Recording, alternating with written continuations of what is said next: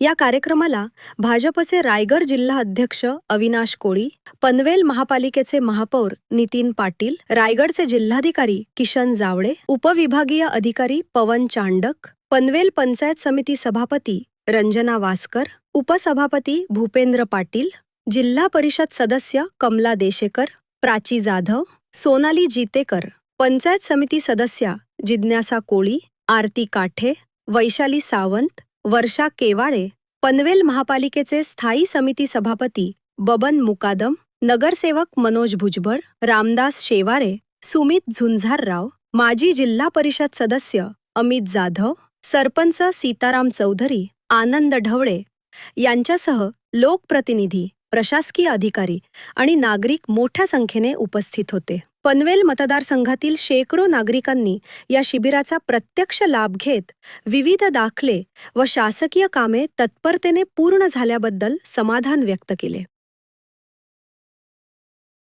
कारण की हे सरकार आपलं पारदर्शक आणि गतिमान सरकार आहे. त्याच पद्धतीने काम होताना आपण बघत आहोत आणि ह्याचं समाधान आपल्या सगळ्यांना मिळत आहे. आज पूर्ण राज्यामध्ये 10 लाख लोकांना या समाधान शिबिरातून आपल्याला लाभ द्यायचा होता. पण आनंद होतो की फक्त आपल्या रायगड जिल्ह्यातूनच 2.25 लाखाच्या वरती लाभार्थी आपण करू शकलेलं आहे. हेच यश आहे मुख्यमंत्री महोदय व दोन्ही उपमुख्यमंत्री उपमुख्यमंत्री महोदय यांच्या नेतृत्वाचं आज आपण हा कार्यक्रम 22 जुलै म्हणजे ज्या नेत्याचा सुंदर असं वाढदिवस 22 जुलैला आहे. 22 जुलैचं महत्त्व या ठिकाणी पुष्करजींनी सांगितलं.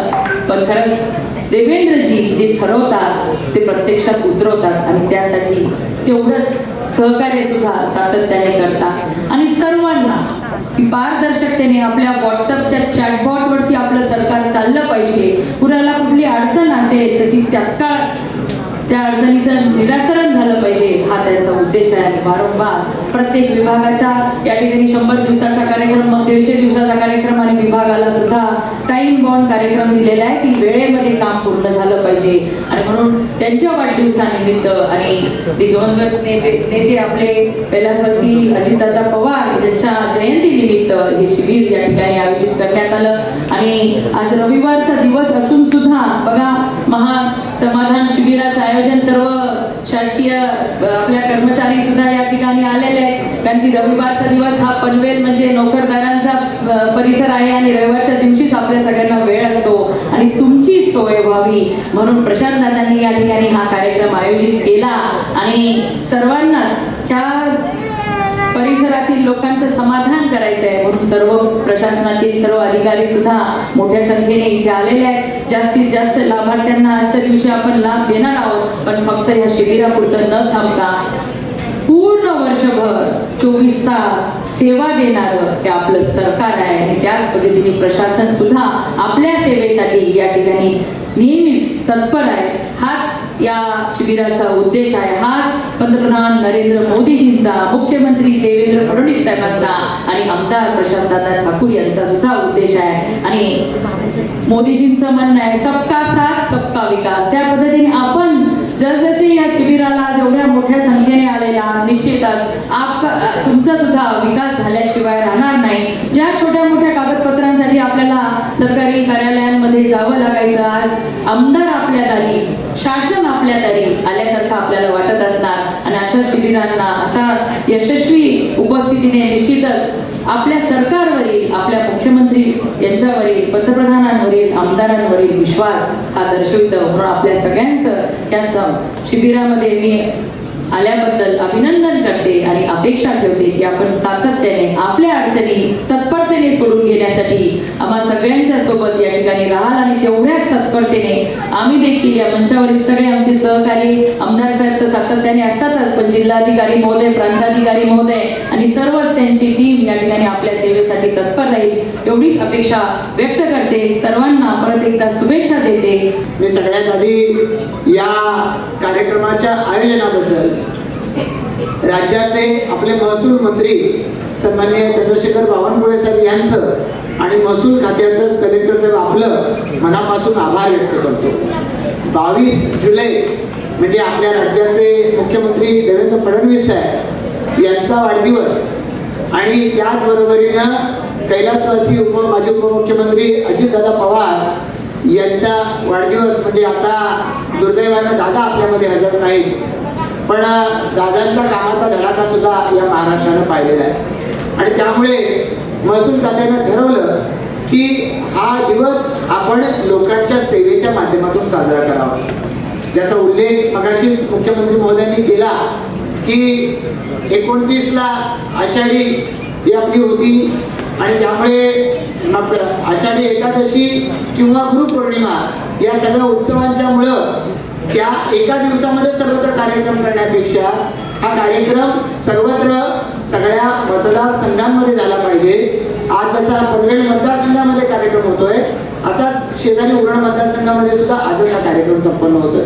आणि त्यामुळे अशा सर्व नागरिकांपर्यंत केंद्र सरकारच्या, राज्य सरकारच्या या योजना पोहोचल्या पाहिजेत. आपल्यापैकी अनेक जण इथे सभागृहामध्ये आधी आला असाल तर खालच्या मजल्यावरती वेगवेगळे स्टॉल्स आहेत. ताईंनी भेट दिली त्या सगळ्या स्टॉल्सला. वेगवेगळ्या खात्यांच्या योजना ज्याचा उल्लेख मगाशी त्या ठिकाणी केला गेला की इंटरनॅशनल ड्रायव्हिंग लायसन्स शहरी भागातल्या माणसाला मिळणार आहे. त्याचबरोबरीनं आमच्या ग्रामीण भागामधल्या सगळ्या लोकांच्यासाठी या SIR योजनेपासून त्याच्यासाठी राज्य सरकारच्या योजना काय, केंद्र सरकारच्या योजना काय, कृषी खात्याच्या योजना काय, वन खात्याच्या योजना काय, या सगळ्याची माहिती ती त्या ठिकाणी मिळते आहे. आणि त्यामुळे मला असं वाटतं की सरकार म्हणून ज्या वेळेला नागरिकांच्या दारापर्यंत जाऊन त्याला वेगवेगळ्या सोयीसुविधा देण्याचा निर्णय घेतला जातो, त्यावेळेला तो निर्णय केवळ कागदावर राहता कामा नये हे सुद्धा पाहण्याची आवश्यकता आहे. ज्याचा उल्लेख सन्माननीय जावळे साहेबांनी आता या ठिकाणी केला की सरकारचं वैशिष्ट्य काय. पुष्कळजी मगाशी आपण जे बोलत होतो की आपले माननीय पंतप्रधान नरेंद्र मोदीजी सांगतात योजना अनेक आल्या. गरिबी हटाव 78 सालाची योजना होती, 20 कलमी कार्यक्रम होता, पण कागदावरती राहून अशा योजना चालत नाही, त्या लोकांपर्यंत पोहोचाव्या लागतात. माननीय पंतप्रधान नरेंद्र मोदीजी सांगतात की त्या योजना घरातल्यांवर म्हणजे जमीन शेवटच्या कार्यकर्त्यापर्यंत आणि गावातल्या शेवटच्या नागरिकापर्यंत पोहोचवण्यासाठी सरकार घाम गाळतं. आणि माननीय पंतप्रधानांनी सांगितलं की आम्ही त्याच्यासाठी रक्त सुद्धा आठवतो, तेव्हा त्या योजना लोकांपर्यंत पोहोचू शकतात. आपण कितीतरी वेळा पाहिलंय, मला वाटतं की आपल्यापैकी अनेक जणांनी असे कार्यक्रम हजर राहिले असतील की कार्यक्रमांना आपण हजर राहिले असाल की केंद्र सरकारला 12 वर्ष पूर्ण झाली, आता राज्य सरकारला 12 वर्ष पूर्ण होणार आहे. मी हे सगळं होत असताना आता हे आपण केवळ सेलिब्रेशन करता येतं, बॅनर्स लावता येतात की आम्हाला झाली 12 वर्ष पूर्ण झाली आणि मग सरकारचं अभिनंदन, आम्हीच आमचं अभिनंदन करतोय असे बॅनर लावता येतील, वर्तमानपत्रामध्ये जाहिराती देता येतील. पण मुख्यमंत्री महोदयांनी सांगितलं मी माझा वाढदिवस साजरा करू देत नाही, पण सार्वजनिक उपक्रम केला तर मात्र मी त्याचं स्वागत करतो. मुख्यमंत्री महोदयांनी पंतप्रधानांनी सातत्यानं सांगितलंय नो सेलिब्रेशन, सेलिब्रेशन नाही करायचं, कम्युनिकेशन. आपण लोकांपर्यंत गेलं पाहिजे. का निवडून दिलं लोकांनी? लोकांनी जर निवडून दिलंय तर त्यांच्यासाठी योजना काय आणल्या आणि त्या योजना आपण लोकांपर्यंत जाऊन त्या लोकांपर्यंत पोहोचवल्या पाहिजे आणि याच्यासाठी कम्युनिकेशन आहे. आणि म्हणून असे कार्यक्रम सातत्यानं लाभार्थ्यांपर्यंत जा, त्या लाभार्थ्यांना त्यांच्या योजनांचे लाभ समजावून सांगा. म्हणजे आता मी सुद्धा या ठिकाणी कदाचित अर्धा तास बोलू शकतो. हे पुस्तक इतकं सुटसुटीत बनवलेलं आहे, हे केवळ महसूल खात्याच्या योजनांचं आहे. अशा प्रत्येक खात्याच्या वेगवेगळ्या योजना आहेत. सन्मान्य ताई या ठिकाणी उपस्थित आहेत. मुख्यमंत्री महोदयांचं ऊर्जा खातं त्या सांभाळतात, त्याचबरोबर वेगवेगळ्या अनेक खाते त्या सांभाळत आहेत. आता मागे जेव्हा आपल्याकडे अचानकपणानं लाईटची मागणी वाढली त्यावेळेला मी ताईंना मागणी केली की ताई आपण बैठक घ्या. ताईंनी बैठक घेतली, सगळ्या अधिकाऱ्यांना खडसावलं. कालच माझ्याबरोबर आमचे कामोठ्याचे नगरसेवक होते, त्यांचं म्हणणं आहे आता नुसता एक फोन केला अधिकाऱ्यांना की अधिकारी लगेच त्या ठिकाणी दुसऱ्या तासामध्ये पोहोचतात आणि त्या योजनाचे प्रश्न सोडून जातात. ताई तुमचं आम्ही मनापासून अभिनंदन करतो की खूप आव्हान आहे. नव्यानं शहरीकरण वाढतंय, लोकसंख्या वाढते, लोकांच्या मागण्या वाढत आहेत, वेगवेगळ्या पद्धतीनं लोकांचा राहण्याचा जीवनमानाचा स्तर उंचावलाय. त्यामुळे AC, फॅन, वॉशिंग मशीन पासून सगळी संसाधन आली, पण या सगळ्याला पुरे पडेल अशा पद्धतीचं इन्फ्रास्ट्रक्चर उभारण्याचे काम हे आपल्या माध्यमातून होत आहे. आणि अशा प्रत्येक खात्याच्या माध्यमातून जे काम उभं राहत आहे या कामाचा फायदा खऱ्या अर्थानं नागरिकांपर्यंत होतोय. मग आम्ही ज्या वेळेला लाभार्थ्यांपर्यंत जातो कार्यकर्ते म्हणून त्यावेळेला त्या योजना त्यांना सांगतो. कोणीतरी सांगता रे त्याचा फायदाच मला होत नाही, हे सुद्धा सरकारपर्यंत पोहोचवण्याचं काम आम्हा कार्यकर्त्यांचं आहे. आणि कार्यकर्ते म्हणून आम्ही सरकारपर्यंत ती योजना प्रत्यक्षरित्या त्या लाभार्थ्यांपर्यंत पोहोचण्यामध्ये नेमक्या अडचणी काय आहेत ते सरकारपर्यंत पोहोचवतो. म्हणजे आमच्यासारखे कार्यकर्ते, राजकीय कार्यकर्ते हे आता या योजनाच्या मधले ब्रिज बनलेलं. सरकारने योजना आणली, लोकांपर्यंत पोहोचवायची आहे, त्या योजनेमध्ये अडचणी वाटल्या, सरकारपर्यंत परत पोहोचवायच्या आहे. आणि या सगळ्या प्रोसेसमुळं निश्चितपणानं खूप मोठ्या प्रमाणावरती बदल हा आता सर्वसामान्य जनतेच्या जीवनामध्ये होत चालला आहे. आणि ज्याचं आज प्रत्यंतर या कार्यक्रमाच्या माध्यमातून आहे. ही कार्यक्रम अर्ध्या तासापूर्वी इतका पाऊस पडत होता, चिंता होती की अरे कार्यक्रमाला सर्वसामान्य लोक पोहोचू शकतील का. आता स्थिती आहे खुर्च्या भरल्यात, लोक बाहेर उभी आहेत. अशा पद्धतीचा कार्यक्रम 2 दिवस राज्याचे महसूल मंत्री आमच्या जिल्ह्यात होते आणि तिसऱ्या दिवशी पनवेलचा कार्यक्रम होतोय. पण जनतेला या सरकारच्या या योजनांच्या बद्दल आस्था आहे, त्या मिळवण्याच्यासाठीची धडपड आहे आणि त्यांच्यापर्यंत पोहोचवण्यासाठी कार्यकर्त्यांचा सुद्धा निर्धार आहे. आणि यामुळं या सरकारच्या या सगळ्या योजना सर्वसामान्यांपर्यंत पोहोचू शकतात. आज अतिशय चांगला उपक्रम आपण इथे बघतोय, परंतु पनवेल महानगरपालिकेचा महापौर म्हणून मी काही आमच्या प्रश्नांकडे आपल्याकडे लक्ष ताई मेघनाताई आपलं लक्ष वेधू इच्छितो. या इथे पनवेलचा विकास नैना असेल, सिडको असेल, आज या इथे नवी मुंबई आंतरराष्ट्रीय विमानतळ असेल, या इथे अटल सेतू असेल, त्यामुळे पनवेल शहर आणि पनवेल महानगरपालिका अतिशय वेगाने शहरीकरणाकडे वेगाने धावते आहे. आणि वाढत्या शहरीकरणामुळे पनवेल महानगरपालिकेच्या पुढे अनेक अशा समस्या आमच्या समोर आहेत. आज आमच्या पनवेल महानगरपालिकेमध्ये आदिवासी वाडे आहेत. त्या आदिवासी वाड्यांचा विकास आम्ही करू शकत नाही, कारण वन खात्याच्या जमिनीचा अडचण त्या आदिवासींच्या वाड्यांवर जाणाऱ्या रस्त्यांच्या जागा या वन खात्यांकडे असल्यामुळे आम्ही त्या विकास करू शकत नाही. त्यामुळे आपल्याला जावळेसर असे मेहनत आपल्याला आमची विनंती असेल की आपण यामध्ये लक्ष घालून आमच्यासाठी अशा योजना आपण वन खात्यात असतील, महसूल विभागाच्या असतील, असे आमच्याकडे जर या बैठका घेऊन आमचे जर प्रश्न सोडवले तर आम्ही आमच्या आदिवासी बांधवांना विकासापासून वंचित ठेवू शकणार नाही. त्यांचा विकास आम्ही निश्चित करू.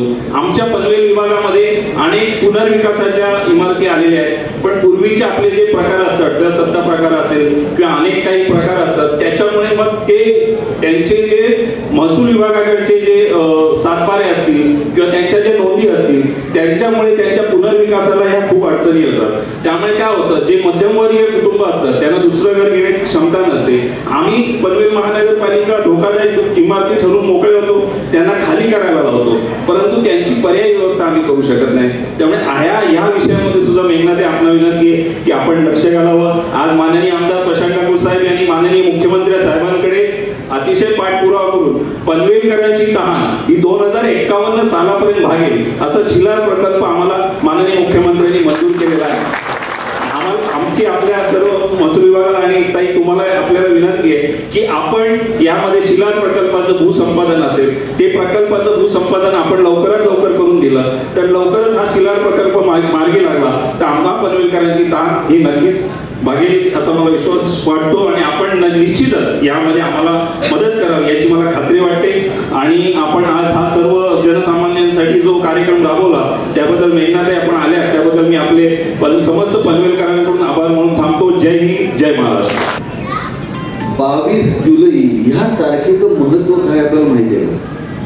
22 जुलै 1947 साली भारत स्वतंत्र 15 ऑगस्ट 1947 ला झाला, पण 22 जुलै 1947 साली आपला तिरंगा निश्चित झाला.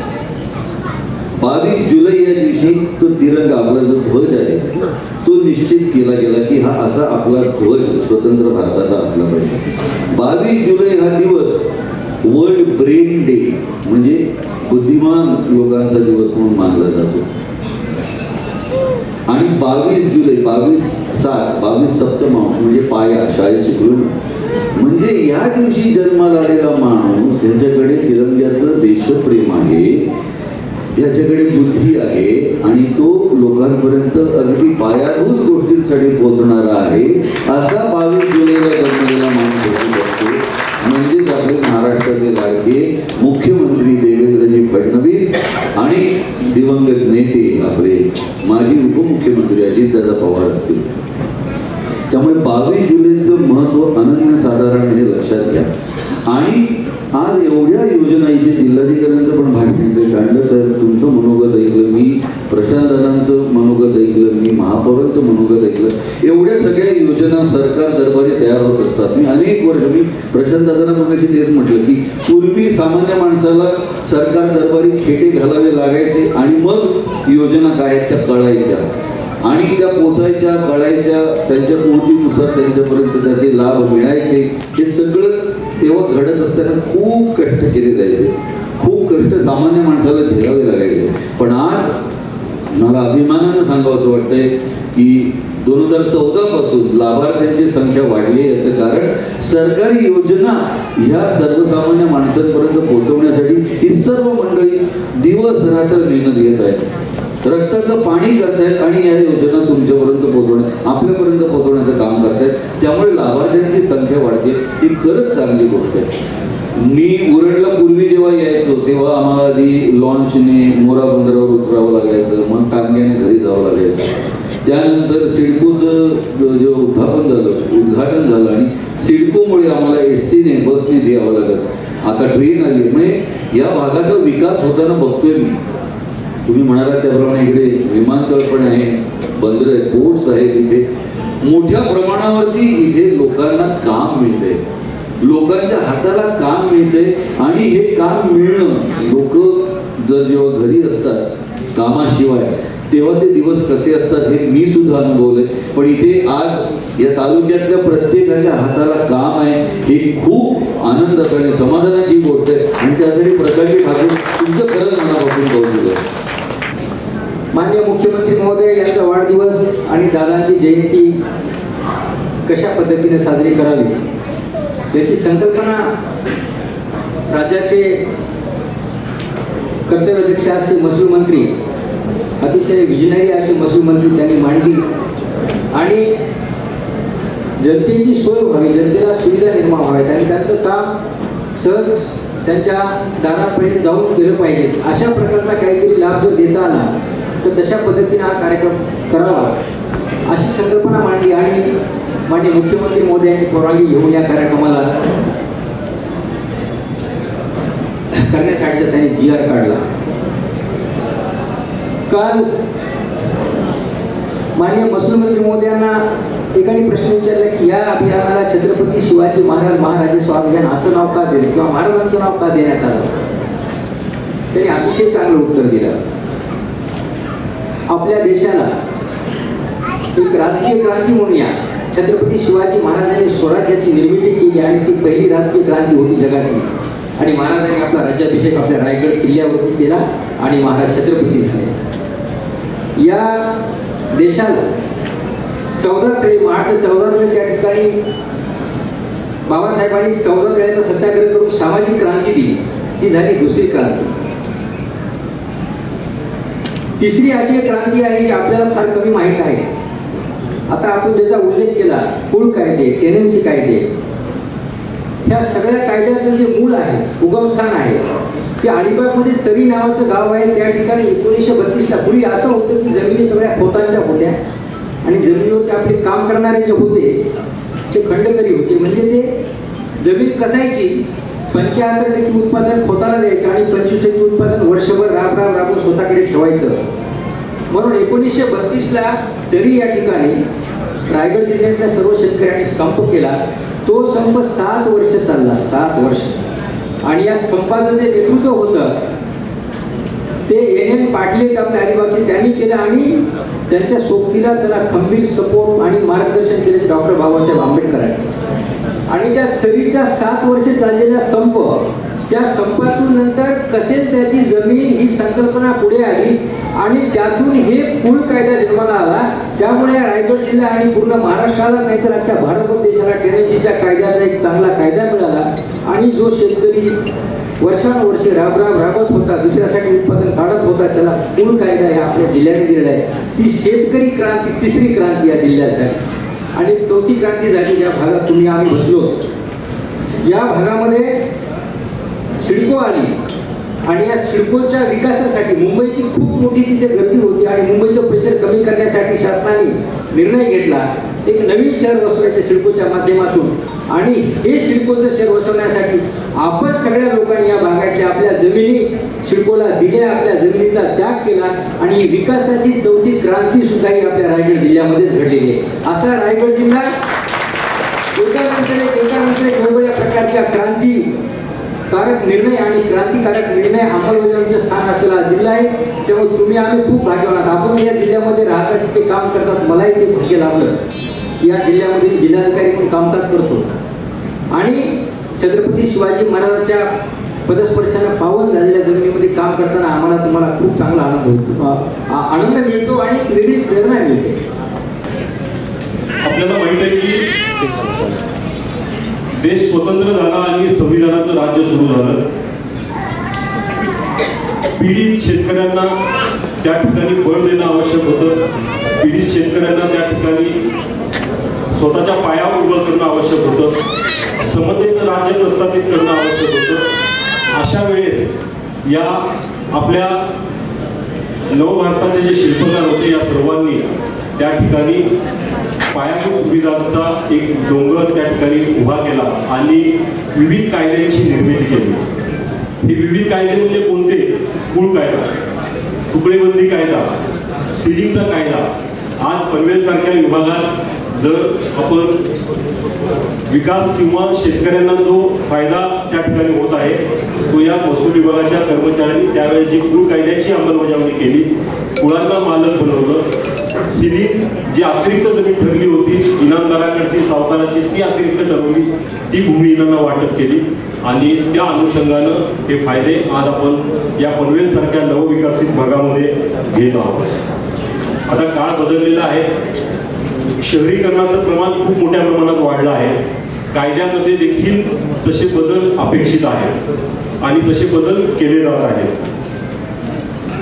राजस्व अभियानाचा हा कार्यक्रम सुरुवातीला फक्त राजस्व अभियान, नंतर सुवर्ण जयंती राजस्व अभियान असा महसूल विभागापुरता मर्यादित त्या ठिकाणी होता. महसूल विभागाचे दाखले 7-12 एवढं देणं त्याच्यामध्ये काम करतो. पण या कामाला किंवा या योजनेला मिळालेली गती आणि या योजनेला मिळालेला लोकसहभाग विचारात घेता माननीय देवेंद्र फडणवीस साहेब आणि माननीय महसूल मंत्री श्री चंद्रशेखर बावनकुळे साहेब यांच्या संकल्पनेतून हा छत्रपती शिवाजी महाराजस्व अभियानाचं मुहूर्तमेढ त्या ठिकाणी रोवली गेली आणि अत्यंत व्यापक स्वरूपात विविध विभागांना एकत्र घेऊन या ठिकाणी हा कार्यक्रम आता आयोजित करण्यात येत आहे.